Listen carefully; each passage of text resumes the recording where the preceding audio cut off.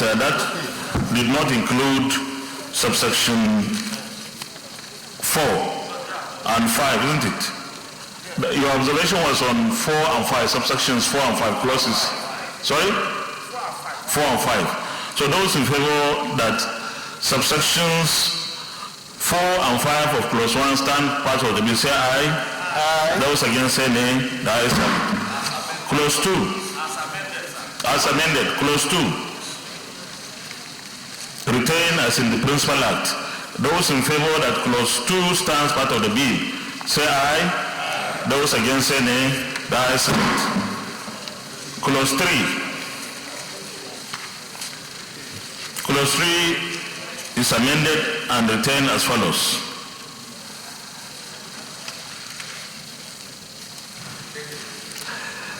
Those in favor that clause 3 stands part of the bill, say aye. Aye. Those against say nay. The ayes have it. Clause 4.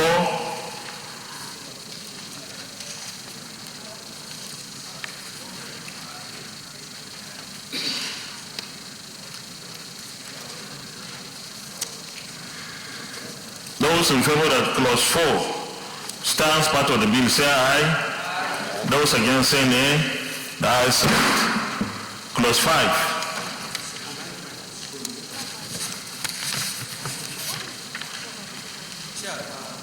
Is to make policy regarding day-to-day of the bill. Clause 5. Talking about section 6 of this bill is amended and retained as follows. If you look at the certificate of no objection shall be issued by a committee of directors. The number, is it all the directors, or we should define the quorum? Page 10. Okay.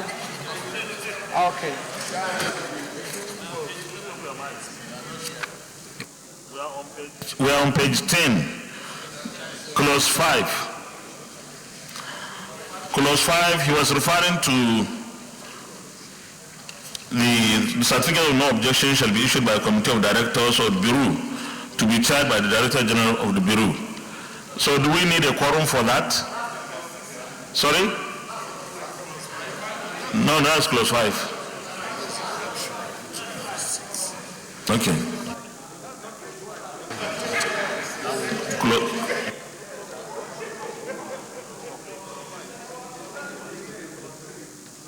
Sorry, we're on clause 6. He's referring to clause 6. No, we have not. We are put on 5. Clause 6. Albert Basi. Thank you, Mr. Chair. Distinguished colleagues, that clause says the certificate of no objection shall be issued by a committee of directors of the bureau to be chaired by the Director General of the bureau. Or I think we should qualify, because I know that in section 9.5 it says in the absence of Director General, then it is the most senior director. We should reflect that, or whosoever chairs it on. I think there should be that if you qualify there in this section, sir. I think so, sir. Because if you say it to be chaired by Director General, that's it. So if the DG is not around, what happens? But you should say so. Yes.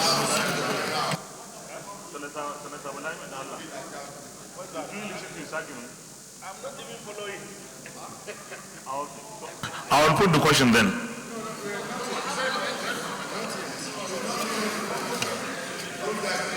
Clause 6, amendment, Deputy Minority Leader.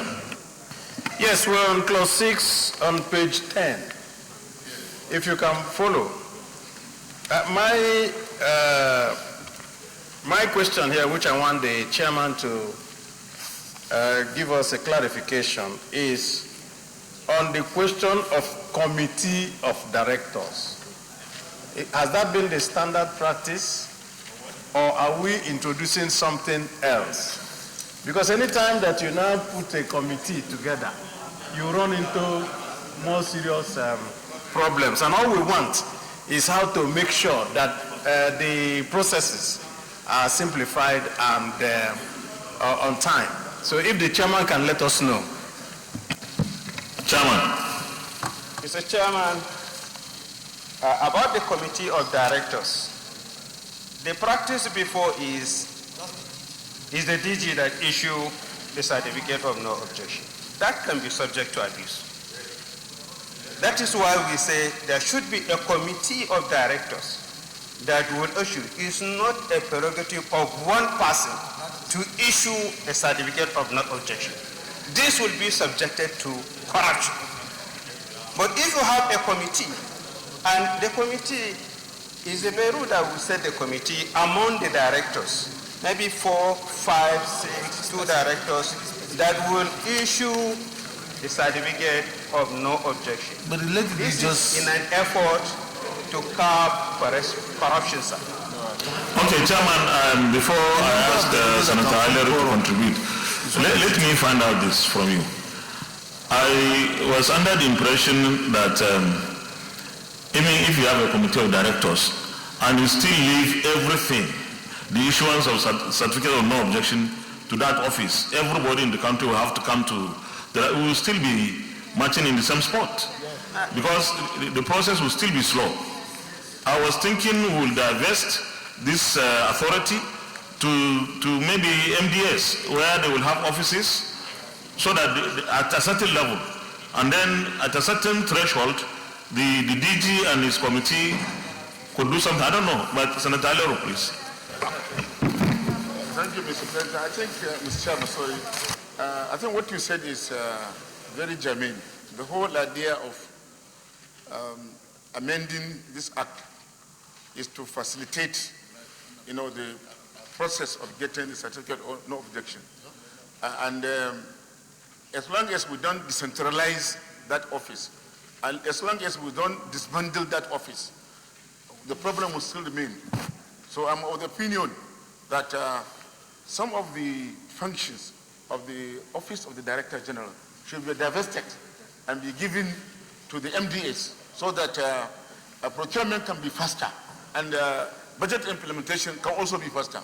So I would suggest that there should be no committee of directors in charge of issuing certificate of no objection. Instead, let the certificate of no objection be issued by the MDAs.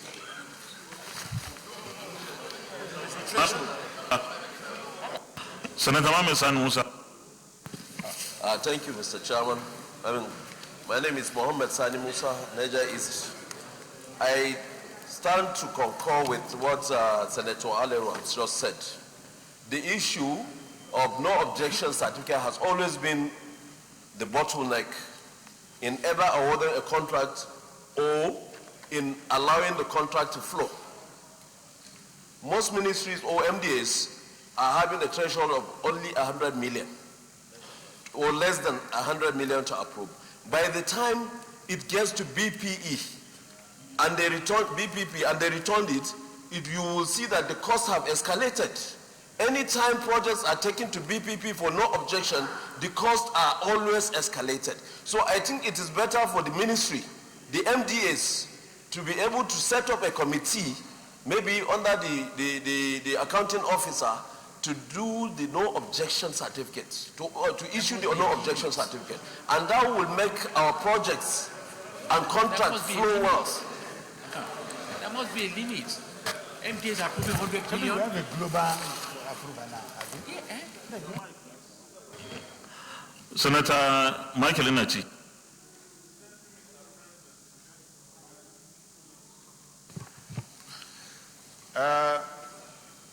This issue of certificate of no objection, I think the committee considered one thing. One, we are saying that we have to eliminate corruption and delay in the process of procurement. If we have to do it, and some of my colleagues here suggested for MDAs to do it, one, the capacities are not there. Two, the volume of procurement entity is above these MDAs. And it is not every procurement that requires this certificate of no objection. It depends on the volume and level of that particular procurement that you will require certificate of no objection. So taking it to MDS is not correct. 2, certificate of no objection, the committee of directors, where I only wanted to make input is that leaving it committee of directors without specific number, we could there add 2/3 of the directors so that it will be faster enough. And then once they've done it at the 2/3 level, they can issue this certificate. Mr. President, this certificate of no objection is the high point of corruption, and we have to be very careful with this, sir. Thank you, sir.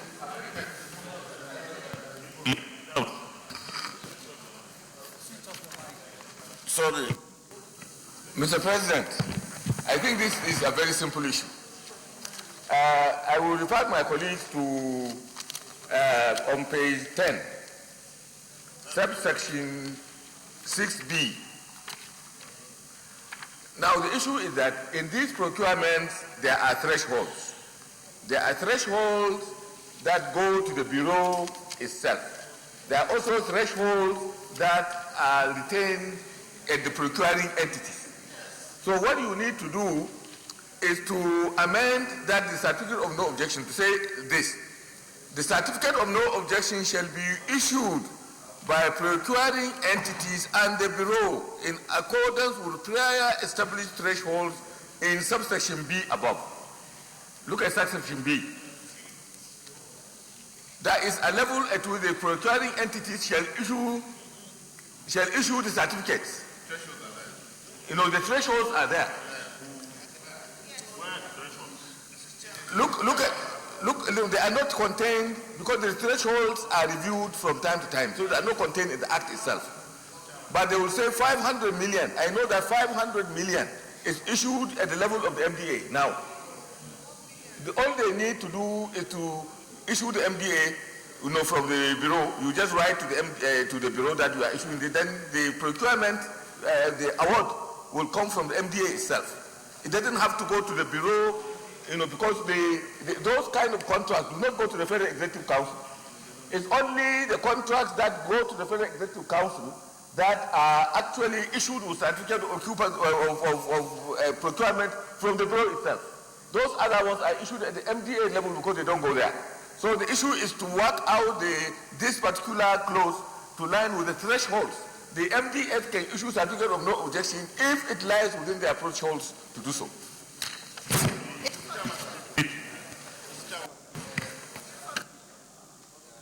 Thank you, Mr. Chairman. Distinguished colleagues, Aliu Sabi Abdullahi.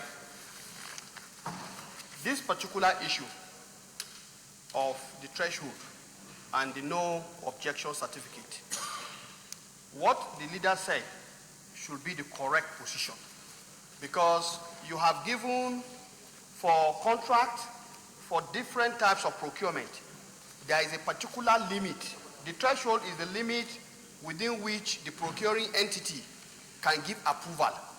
And of course, the parastatals have their limit, the ministries have their limit, and then the limit that goes to the Federal Executive Council. So what we need to look at now is a situation where the MDA or the parastatal has given approval for something. They should have the competence also to issue the certificate of no objection. And I think if we are doing this, then we'll be helping to fast track the process. But a situation where we'll pack everything and say it must go to the Bureau of Public Procurement, honestly speaking, we are just introducing another bureaucracy, and it will definitely completely rubbish the haste or the speed with which we want procurement to be implemented. So I think the MDAs have directors of procurement who are professional procurement, personnel. In the same thing with the what do they call the parastatals, the heads of procurement and all their staff, they are being sanctioned and disciplined by the Bureau of Public Procurement. So I think we need to look at it from that perspective. Okay, distinguished colleagues, I've deliberately allowed us to exhaust this because this is at the heart of the problem of public procurement in Nigeria. So we need to get it right. So I will take one or two more contributions, but I want us to take note of what the Senate Deputy Chief Whip just said. Senator Bala Ibn Allah. Well, Mr. President, Mr. Chairman, let me first of all tell you that I was instrumental as chairman, the then chairman, House Committee on Judiciary, you remember, to do this law. You see, sir, what the leader is saying will reverse the necessary intendment of this law. The whole idea, sir, was that before the coming into this law, civil servants have taken over everything. They are the ones doing this contract. And what we wanted was a situation where we will put a law that will make it practically impossible for them to get involved. Now, if you say a procurement entity that is supposed to ask for certificate of no objection is the one to issue certificate of no objection to itself, you see we have gone back. Yes, sir. So what we are supposed to do is to constitute, in line with the amendment, to allow that committee to process certificate of no objection, and then it will be issued directly by the DG. Yes, because wait, you see, you must listen to me, because I'm telling you this law, the more you go into it, the more confused you become. I know what we have gone through. So I knew, you see, civil servants don't want it that way. But let me tell you, sir, the fastest way we suggested that time is what the amendment that they are doing. Let that committee sit down and then say, procurement A, B, C, D has been approved, and automatically the DG has to sign the certificate. If you say, if the amendment now that is being proposed is to take effect, it means the certificate of no objection will be signed by how many people? We are talking about a certificate, sir. So I think the amendment as it is should be the certificate of no objection shall be processed by the committee and shall be issued within 24 hours by the DG of public procurement. That something like that can work if that's what you intend to do. Once it is processed by the committee, then certificate will be issued within 48 hours. That's how it's supposed to be.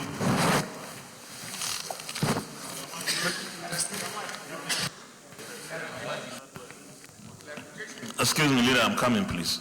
I think we need to come to an understanding on this so that we move forward. The idea of a committee is maybe to prevent a single individual having all this influence. I think that if we allow the committee to be there to perform that function, then we should tie the time frame, because the issuance of the certificate of no objection, and if after that time frame expires without a certificate of no objection, the certificate would have been assumed given, deemed to have been given. Because what we are trying to do is to ensure that there is speed in processing these things and also minimize or maybe eliminate corruption. So let's look at it that way. Senate Leader, you said. Mr. President, sir, I have no objection to the position, but I think there is a need for us to clarify with a point of information here. You are dealing with a situation where not only MDAs, but you have close to 1,000 or more procuring entities. That's one thing. The second issue is to realize that the Bureau itself is not just a certificate of no objection awarding institution.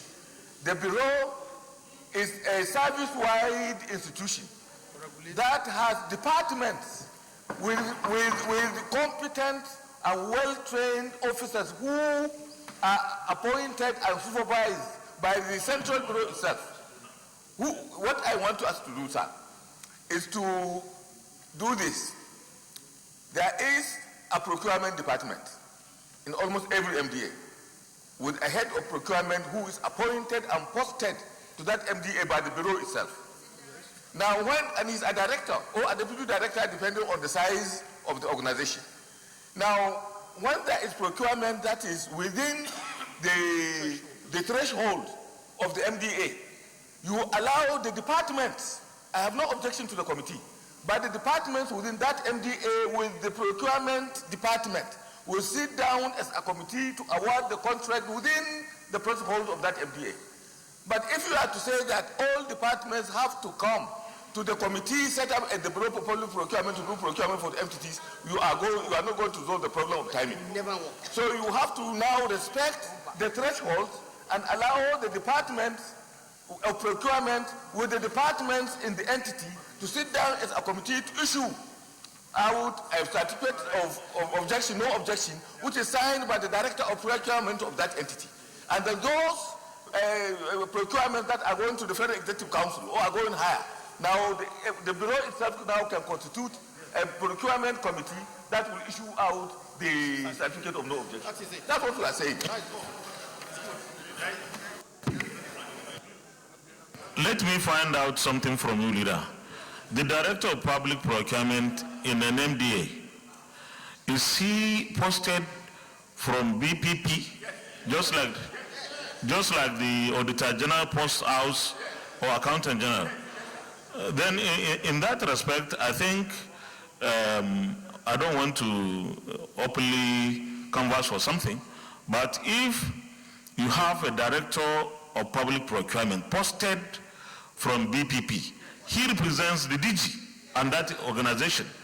So maybe within this threshold that the MDA is supposed to handle, they can sign. Okay, I will take Senator Keita. Thank you, Mr. President. Let me say I want to strongly support our land guru in the Senate, Senator Balana Allah. The risk of allowing the director in a paraseta or MDA to be signed non-objection will make nonsense of this law. And even at the threshold level, when you talk of the BP, we even had protests from directors disagreeing with the BPP head when some non-objection were given that they are not aware. So I think the only way to make this law potent is to have this committee. I want the chairman to probably suggest who and who constitute the member of that committee. In trying to check to make sure that it's we have speedy turnover on this issuance of no objection, then we should have a time frame, a date to which maybe 2 weeks or 3 weeks, like you said. But anything contrary to that, allowing the MDAs to have the privilege and right to this will make nonsense of this law. This is just it.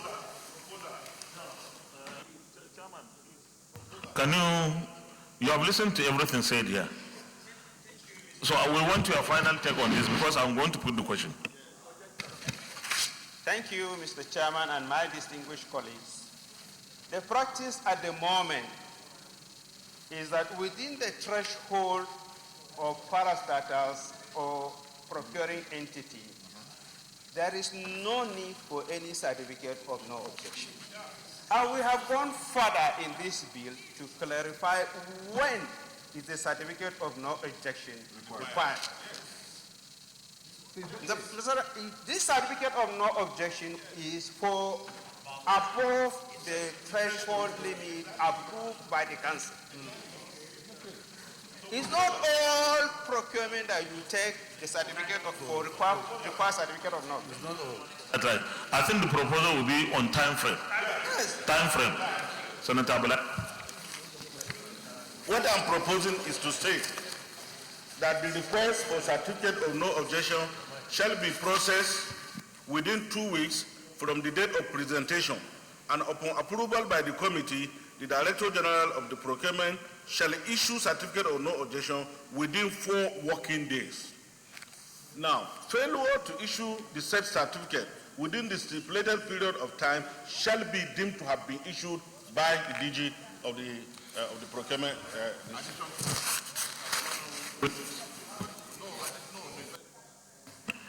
Are we okay with this? Then I'll put the question. No, those, just hold on. Those in favor of clause 6 as amended, that stands part of the bill, say aye. Those against say nay. The ayes have it. Clause 7. We're coming to information after clause 7.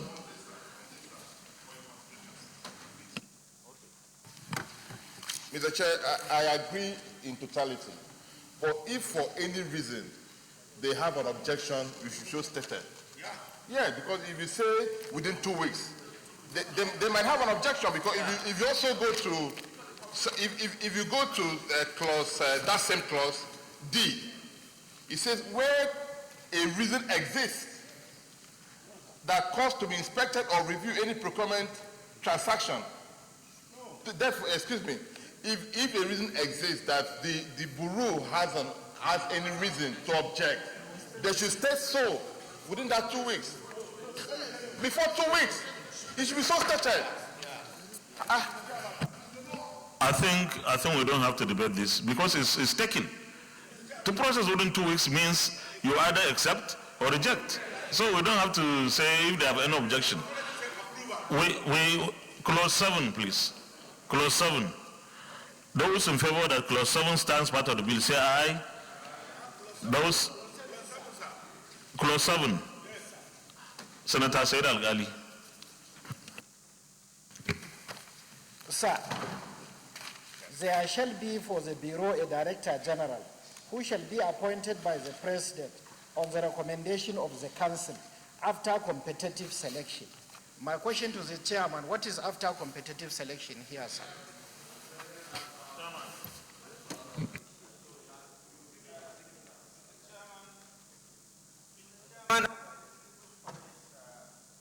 We are discussing the amendment. This clause is how it is in the former act. We didn't touch it. Which one? Because the addition, the clause amended in section 7 is just the qualification of a person who will be the director of the bureau. You will see it, we're highlighting it in the next page. Okay, Chairman, I think I will answer the question. Well, this is something that is already in the Principal Act, but I imagine that competitive selection will be people applying, people are vetted, screened, and the most competent or the most qualified is taken. That's my understanding of what competitive selection will be. So, sorry? No, imagine that there will be a council. So those in favor of clause 7, standing part of the bill, say aye. Those against say nay, the ayes have it. Clause 8 is retained as in the Principal Act. Clause 9 is also retained. Clause 10 is retained. And clause 11. So I will put the question, those in favor that clauses 8, 9, 10, and 11 stand part of the bill, say aye. Those against say nay, the ayes have it. Clause 12.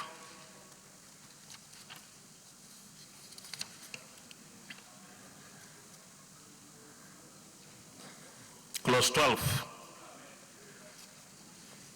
Those in favor that clause 12 stands part of the bill, say aye. Those against say nay, the ayes have it. Clause 13. Financial year, that's page 20.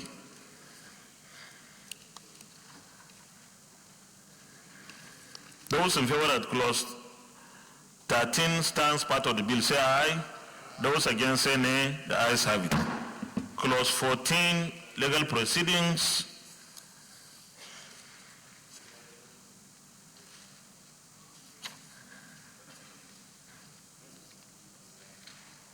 Those in favor that clause 14 stands part of the bill, say aye. Those against say nay, the ayes have it. Clause 15, page 23.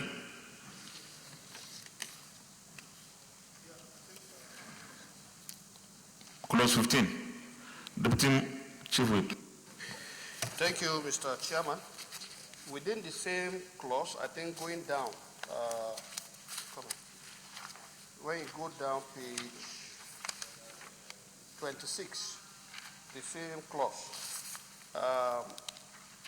C, the committee's recommendation, is saying the National Defense and National Security Agency shall include the Armed Forces, the Nigerian Police Force, and any other agency as may be approved by the president. So my concern is if we're talking about the security system, since we know them, why do we put some uncertainty here? For example, we know for the Nigerian Immigration Service, for example, they are handling a very serious security work. And so if we know this, why not include them rather than leave them? I don't know why the committee did that, so I don't know. I said, for example, you said all of them. You said the National Defense and National Security Agencies. And I'm saying that we know what we have. Yes, I know, but then that is, the moment it is not here, those of them that we know, if they are not approved, then they cannot, so that's why I'm saying, why do you exclude them? They are national security agencies. Okay, all right. Chairman, can you shed some light on this, please? Mr. Chairman, I want to understand his question again. Can he come forward again? Is it a real issue, really? It's not, because Yeah, we can take it as it is. So those in favor of clause 15, that clause 15 stands part of the bill, say aye. Those against say nay, the ayes have it. Clause 16, page 26.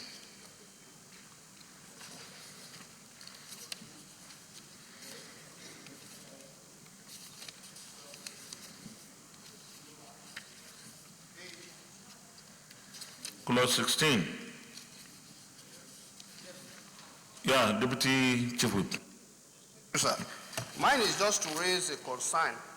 I think earlier we discussed very exhaustively the issue of a certificate of no objection.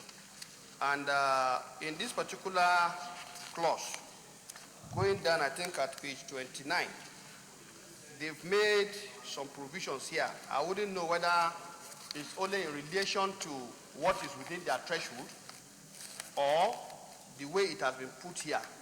If I understand it, it says, subject to the provision of this act, the Bureau shall issue the following certificates of no objection. 1, certificate of no objection on the annual procurement plan for each procuring entity. So, and then down like that. So I'm wondering, is it within the context of the threshold? Yes. Or just all of it? Because my worry is, if it is all of it, for them to get the certificate of no objection for the procurement plan, that is another bureaucracy. Chairman, have you listened to, the issue is serious. I've listened to his question, Mr. Chairman.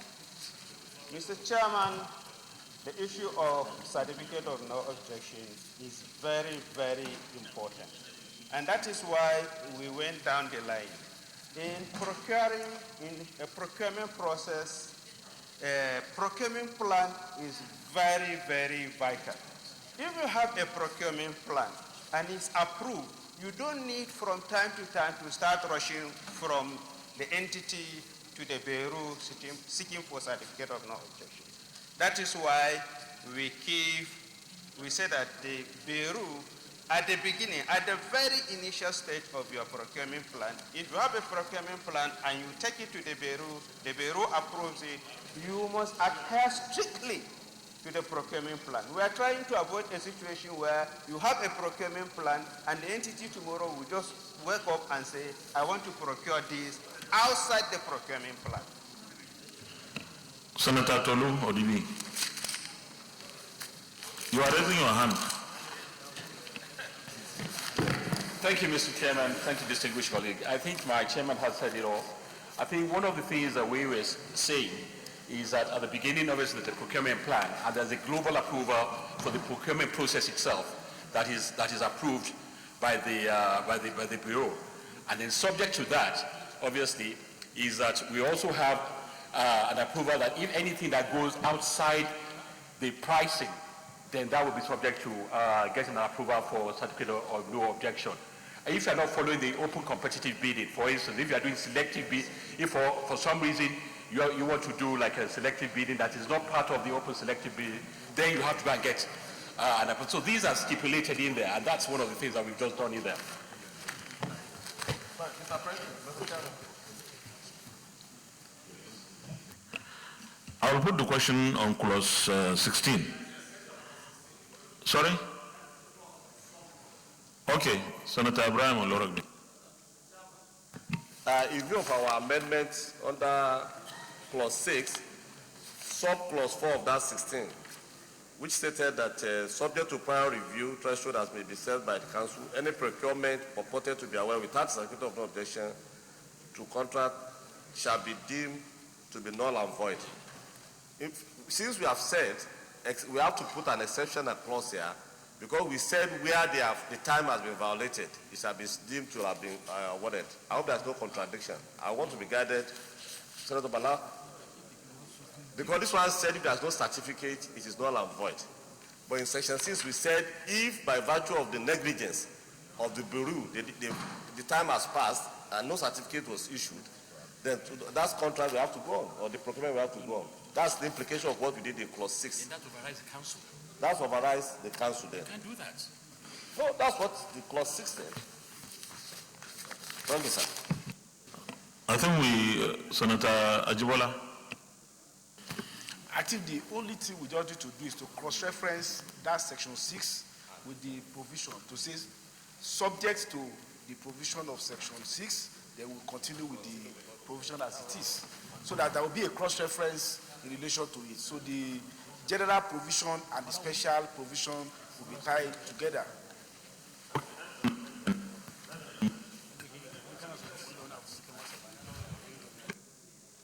So that's an amendment to clause 16. Are you objecting to it? Okay, we'll put the question, don't worry then. Those in favor of that clause 16 as amended stands part of the bill, say aye. Those against, say nay. The ayes have it. Clause 17. Clause 17 on page 38.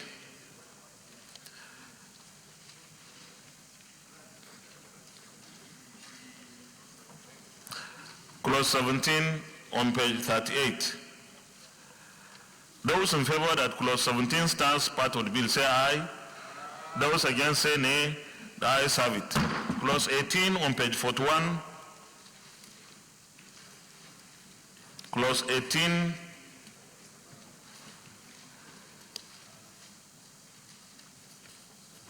Those in favor that clause 18 stands part of the bill, say aye. Those against, say nay. The ayes have it. 19 is retained. So those in favor that clause 19 stands part of the bill, say aye. Those against, say nay. The ayes have it. Clause 20 on page 43.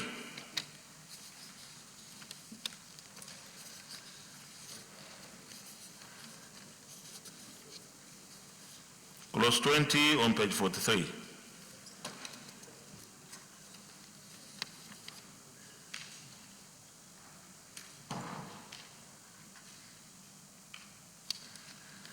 Those in favor that clause 20 stands part of the bill, say aye. Those against, say nay. The ayes have it. Clause 21 on page 47.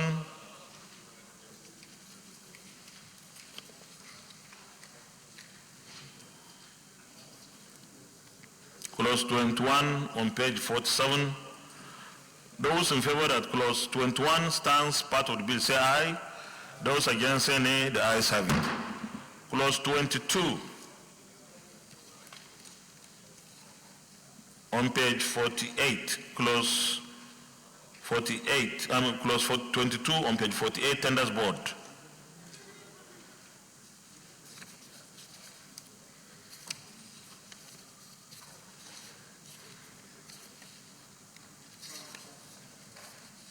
No, it can only be amendment if there is no comment.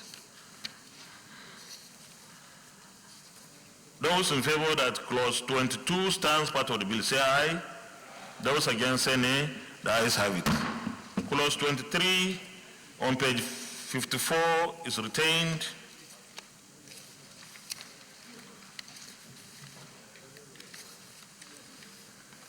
Clause 23 is retained on page 54.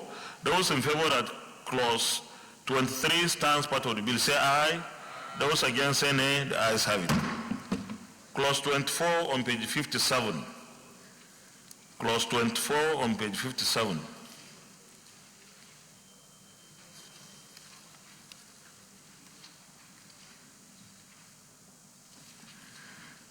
Those in favor that clause 24 stands part of the bill say aye. Those against say nay. The ayes have it. Clause 25 on page 58. Clause 25 on page 58.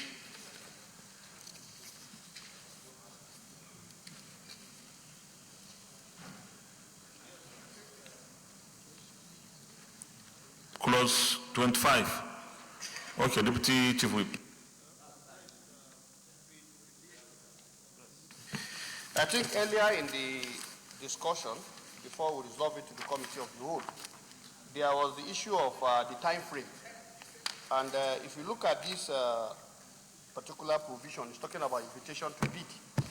And in subsection 2I, for example, they were talking about 4 weeks for contracts within the threshold of the Parastatals and Ministerial Tenders Board, and not more than 6 weeks for contracts above the threshold. So I think earlier on there was a discussion that perhaps the first one, 4 weeks, should be 2 weeks. We had that discussion earlier. And why the one that is above should be the one that have 4 weeks. So I wouldn't know whether this will be apt. I think this is the point at which we should consider this discussion earlier. Thank you, Mr. Chairman. Chairman. Thank you, Mr. Chairman. In the early proposal, we said not less than 2 weeks. And if you say not less than 2 weeks or less than 4 weeks, you are giving them, they can go for 3 months, 4 months. The whole idea is to reduce the timing for the procurement process. So after the public hearing, we decide to peg it not more than, is more better than to say not less than 2 weeks, which has no time limit at all. From 2 weeks to 1 year, they can be doing advertisement. But if we peg it to not more than, we now discuss extensively with experts in procurement process, and they all agree that for international bidding, we need time, and they have standard. So we decide to peg it to not more than 4 weeks and not more than. Not less than. Not more than. If you say not less than, you have no time limit. More than or within. Okay. Are you okay? So those in favor that clause 25 stands part of the bill say aye. Aye. Those against say nay. The ayes have it. Clause 26, page 60. Clause 26 on page 60. Those in favor that clause 26 stands part of the bill say aye. Those against say nay. The ayes have it. Clause 27, submission of bids on page 61. Those in favor that clause 27 stands part of the bill say aye. Aye. Those against say nay. The ayes have it. Clause 28, clause 29 are all retained. So those in favor that clauses 28 and 29 stand part of the bill say aye. Those against say nay. The ayes have it. Clause 30, bid opening on page 63.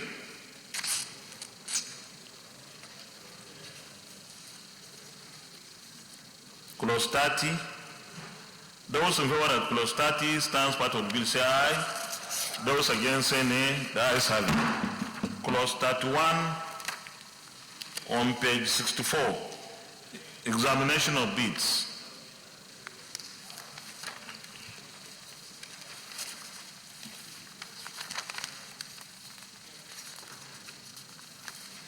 Those in favor that clause 31 stands part of the bill say aye. Those against say nay. The ayes have it. Clause 32, evaluation of bids, retained. Clause 32. Clause 33 is also retained. Clause 34 is also retained.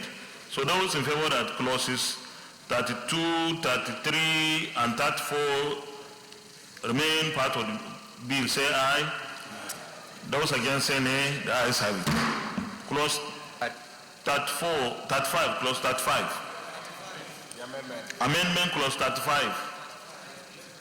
Senator Barrow Jibrin.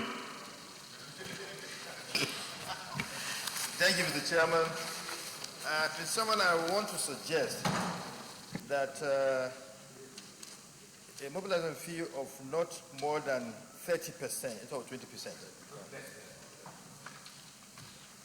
Instead of 20% should be 30%. 35%, sir. 35%. 35%.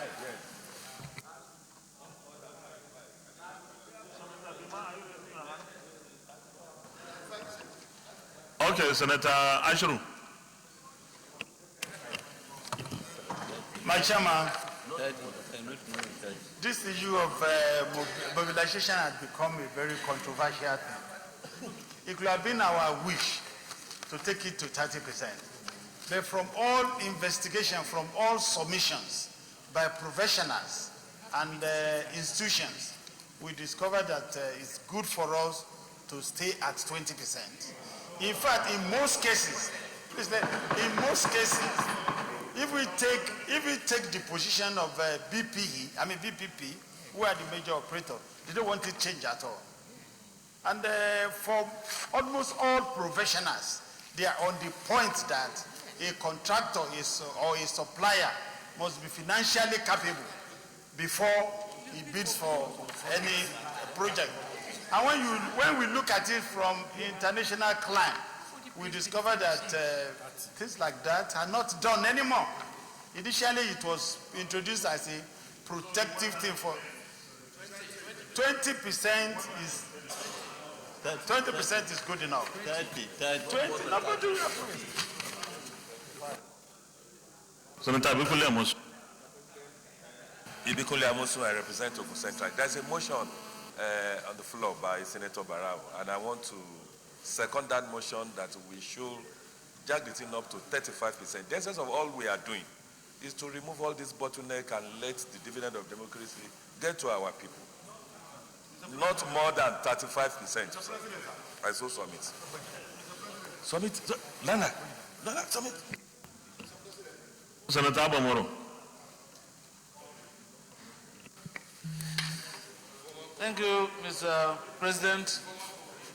Distinguished colleagues, I think that the essence of mobilization is to help the executing entity to be able to effectively take off and complete the job. And so, because of the outcry over the poor state of the existing mobilization, I suggest that we should leave mobilization at 30%. Oh, any seconder, please. We have 35.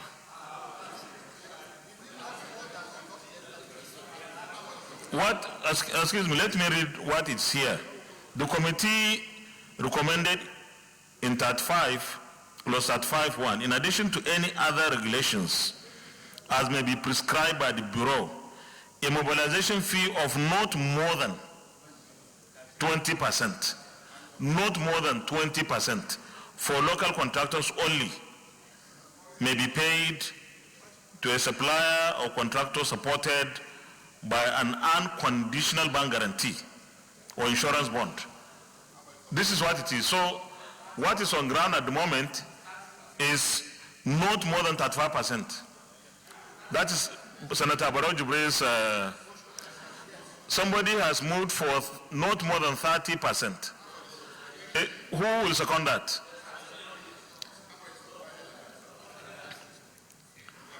Senator Kabir Werkia.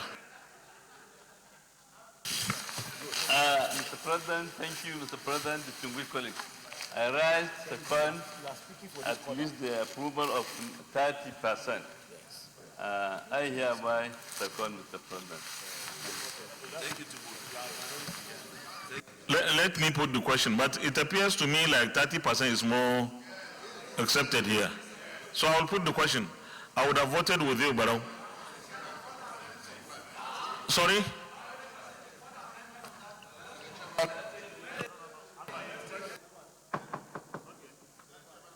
No, not yet, not yet. We are going to put the question on this first.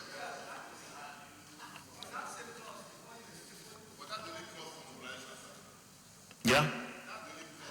Senator Edi Young. Mr. Chairman, if you look at after the percentage, he said may be paid. And I thought that in legislation, we are making it discretionary rather than mandatory. Should it be may be paid or shall be paid? Because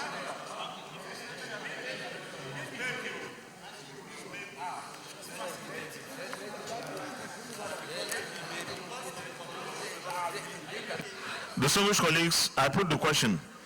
Those in favor of that clause 35 stands part of the bill say aye. Those against say nay. The ayes have it. Clause 36. As amended. Clause 36. So it's 30%, not 20. Clause 36. Additional clause. Thank you, Mr. Chairman. Mr. Chairman, additional sub, excuse me, please. Additional sub-clause. Mr. Chairman, additional sub-clause 3.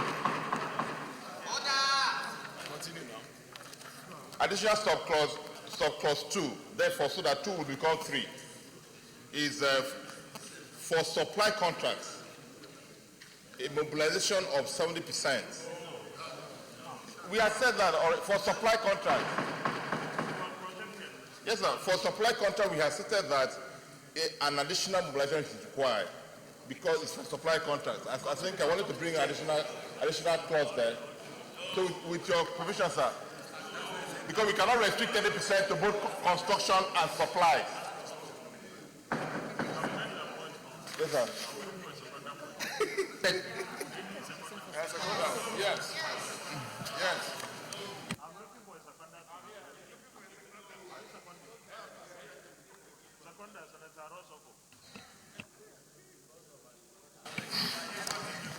Mr. President, distinguished colleagues, my name is Rosoko, Cross River North. Mr. President, I believe that we should separate. Yes, I second it as moved.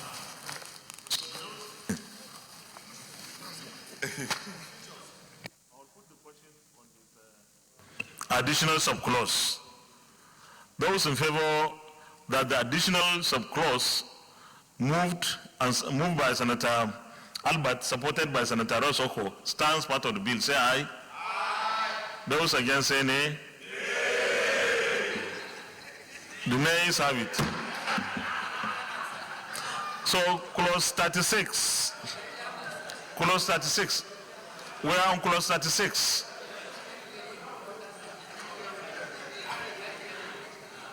No, unless you have something specific, we can't go back to it. We have voted for that already. No. Distinguished. You know, there is no way all of our colleagues here will vote for something.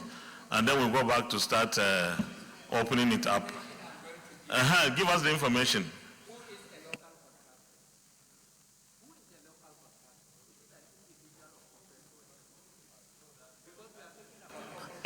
I imagine there will be a definition of a local contractor. Is it interpretation or definition? Okay, then there should be a definition of what a local contractor is. Is that okay? We need to define who a local contractor is. No, not now. Okay. Give us something strong, yes. Clause 36. Clause 36 on page 73. Clause 36 on page 73. Those in favor that clause 36 stands part of the bill say aye. Those against say nay. The ayes have it. Clause 37 is retained. Clause 38 is retained. Clause 39 is retained. Clause 40 is retained. Clause 41 is retained. Clause 42 retained.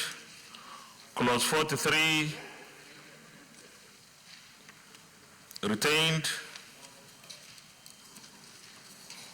44 retained, 45 retained, and 46 retained. So I will put the question on all those retained clauses.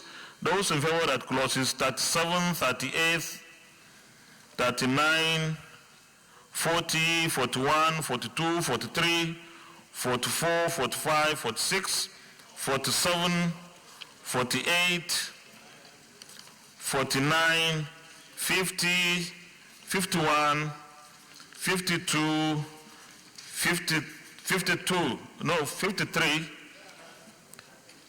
53, 54, stand part of the bill, say aye. Those against say nay. The ayes have it.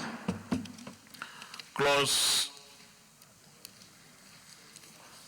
55 on page 96.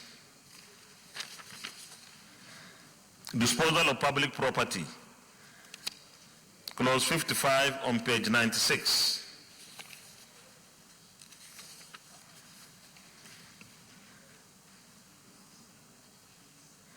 Those in favor that clause 55 stands part of the bill say aye. Those against say nay. The ayes have it. Clause 56, 57, 58, 58, 59. Those in favor that clauses 56, 57, 58, and 59 stand part of the bill say aye. Those against say nay. The ayes have it. Clause 60. The interpretation. Yeah.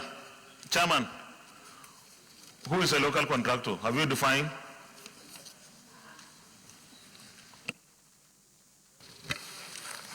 Thank you, Mr. Chairman, and my distinguished colleagues. The idea behind this mobilization is to help indigenous contractors who have technical capacity but they don't have financial capacity. And nowhere in the world where you give mobilization, because even in the existing act, there is provision for you to show that you have financial capacity to execute these projects.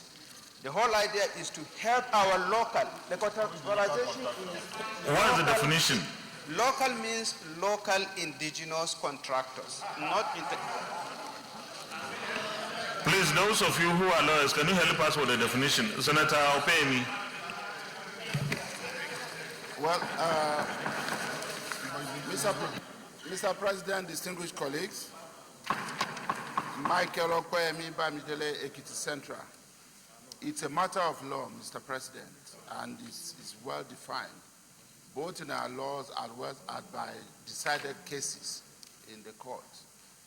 A local contractor, if it's an individual, is definitely a citizen of the Federal Republic of Nigeria doing business in Nigeria. If it's a corporate organization, it is a company registered under the laws of the Federal Republic of Nigeria, you know, whose directors are citizens of the Federal Republic of Nigeria. That is who a local contractor is. I think that is enough a definition, isn't it? So the Secretariat, please write down the definition. Senator Yusuf. I raised the issue, there is no law in this country which said a registered corporate company cannot have a foreign shareholding. Yes. So every corporate company in this country is a local. It's local. So what I'm saying, if we say all companies in Nigeria, fine. But to say local, I mean, it doesn't make sense in this country.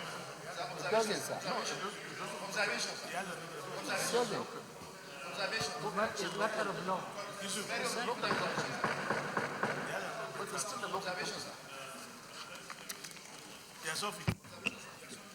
see, if you look at the reason behind this particular provision, according to the chairman, is to enable our local contractors or indigenous contractors.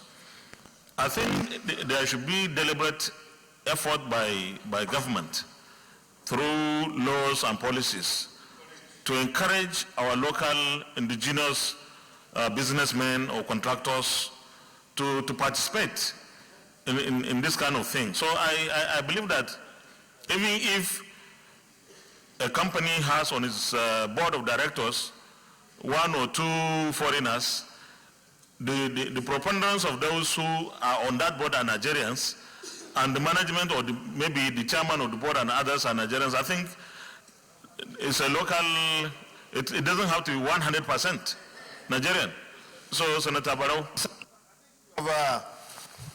Assuage my feelings because I'm afraid like a company like Julius Baja, Enterprise Saul, that may have 2 or 3 Germans as board members. Now, by what he has just explained, then Julius Baja may not be qualified to be given mobilization fee. So I think we need to be very careful. He said it that registered. Senator Balanala. You see, Mr. Chairman, what distinguished Senator Opeyemi is telling you represent the correct position of the law.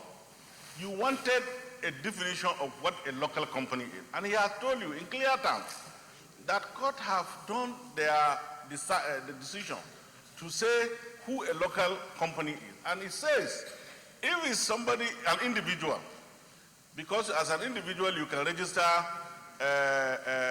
OC, Okonye, and Sons, even if you are not married. You know, like the Igbos will always do it, with the greatest respect to my leader. So, if it's a corporate company, the assumption is that all the directors will equally be citizens of the Federal Republic, so it's considered local. So, even if you make a law, you cannot change that interpretation now, as far as this is concerned. And then, don't forget that, like you have said, the idea is to encourage local people, indigenous people, to participate and become competitive enough in the business. So I don't think we have problem about that. Those in favor that clause 60 stands part of the bill, say aye. Those against, say nay. The ayes have it.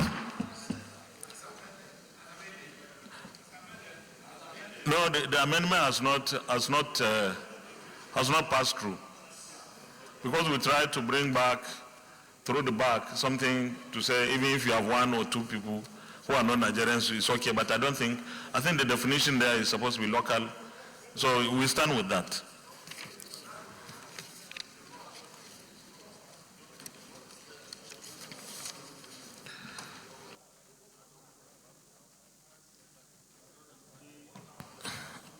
Those in favor that the explanatory memorandum stands part of the bill, say aye. Those against, say nay. The ayes have it. Those in favor that the short title of the bill stands part of the bill, say aye. Those against, say nay. The ayes have it. The long title. Those in favor that the long title of the, stands part of the bill, say aye. Those against, say nay. The ayes have it. Leader of the Senate. Mr. President, my highly respected colleagues, I move that the chair resolves back to plenary to report progress. I so move.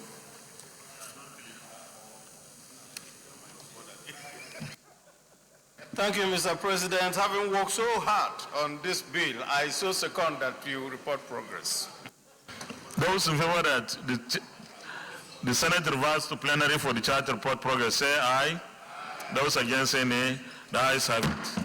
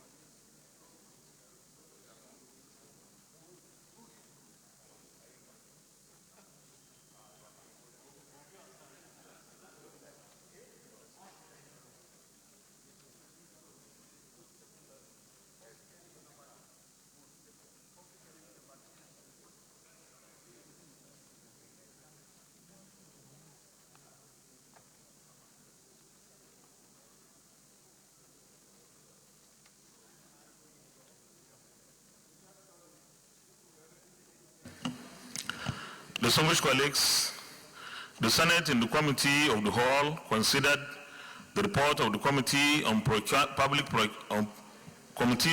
Procurement on the Public Procurement Act 2007, Amendment Bill 2019, and approved as follows.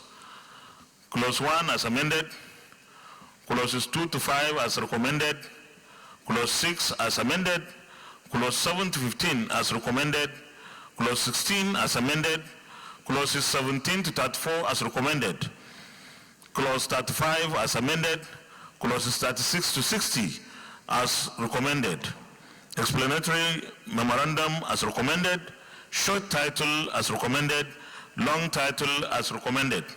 Is this a true reflection of what transpired in the Committee of the Whole? Leader of the Senate. Mr. President, my highly respected and distinguished colleagues, I rise to move the motion for the Public Procurement Act 2007 Amendment Bill 2019 to now be read the third time. I so move. Minority Leader. I so second. Those in favor that the bill be now read the third time, say aye. Those against, say nay. The ayes have it. Clerk of the Senate. Mr. President, distinguished senators, a bill for an act to amend the National Council on Public Procurement and the Bureau of Public Procurement establishment to review mobilization fee paid to contractors, institute e-procurement, and to provide time frame for the procurement process, etc., Act number 14 of 2007, and for related matters 2019, third reading.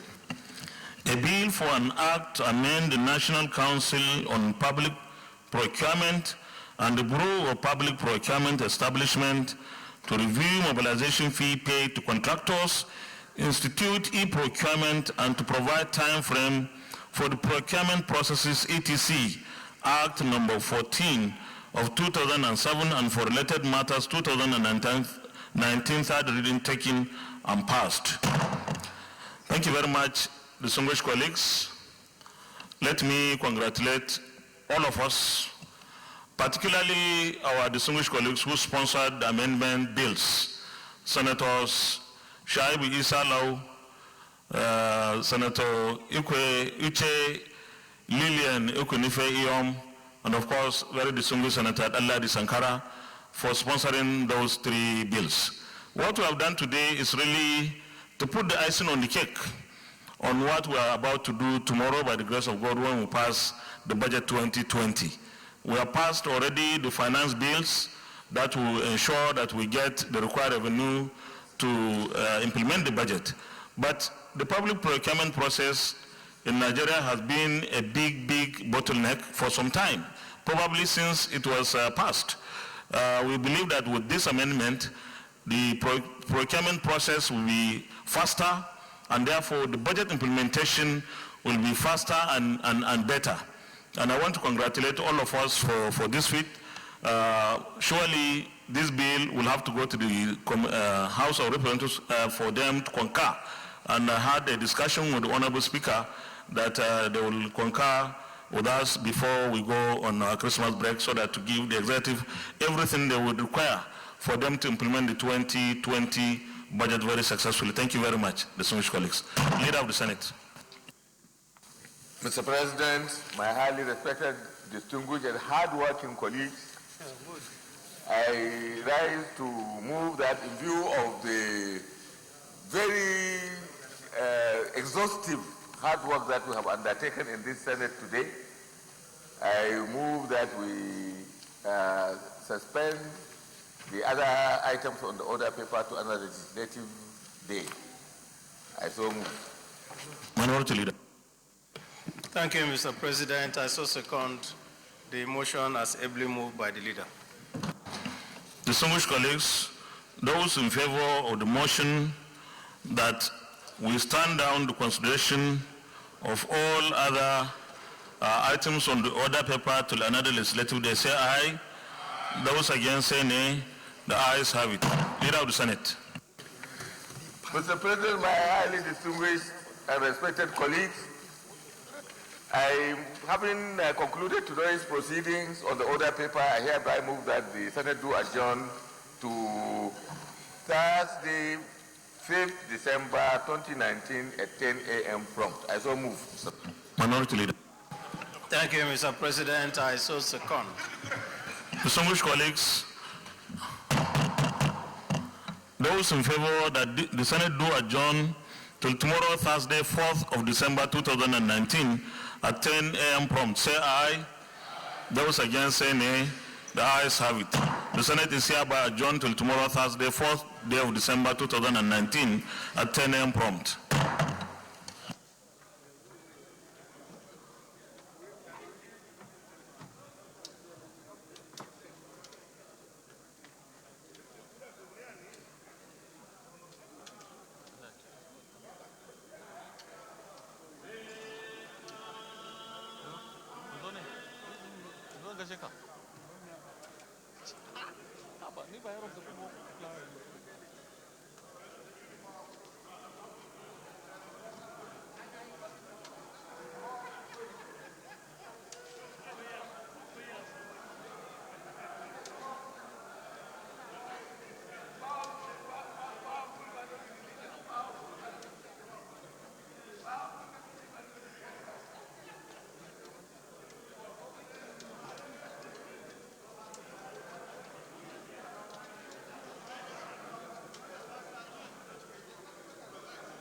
yaran na za su ji buroban mu.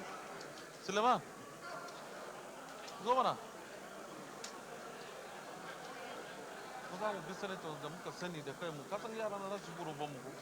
Sai a bada da review a kawo a kuna ba mu 5,000. Kaga suna amfani da mu.